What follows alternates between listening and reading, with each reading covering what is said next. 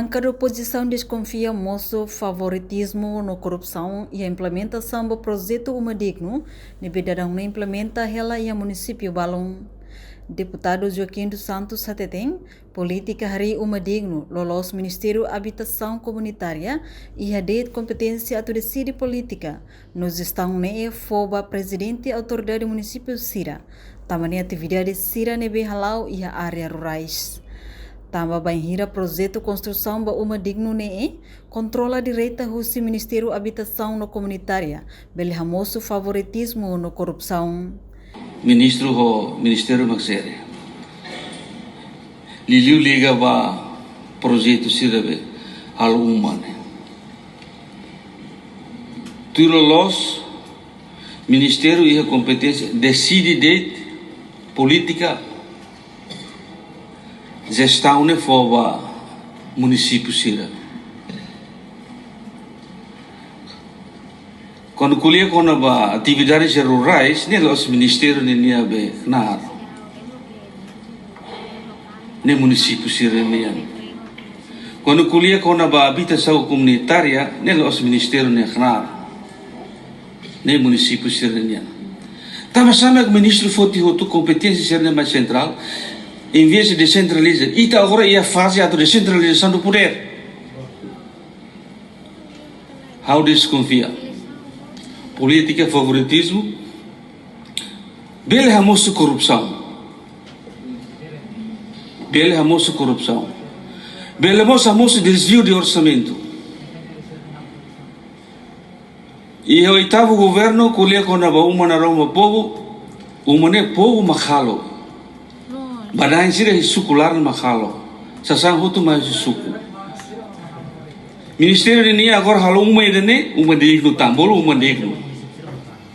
Companhia sira makalo, tender ne haula, how desconfia tender ne cortina de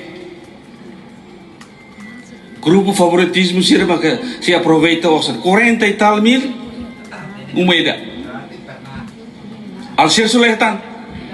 Enquanto deputada bancada CNRT, Cedelísia Faria dos Santos, considera Programa Ministério do Desenvolvimento Rural no Habitação Comunitária Niang, halo Uma Digno ba povo ne di actives, tambah for benefício ba povo.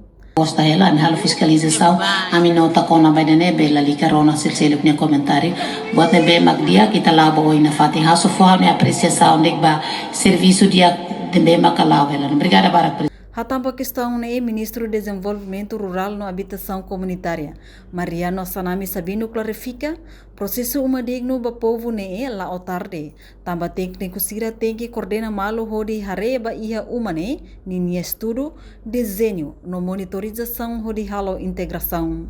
Hau engenheiro agricultura ne, mas bem ne ADN makare, ne buat ne clear ne tamba hutut hare ne.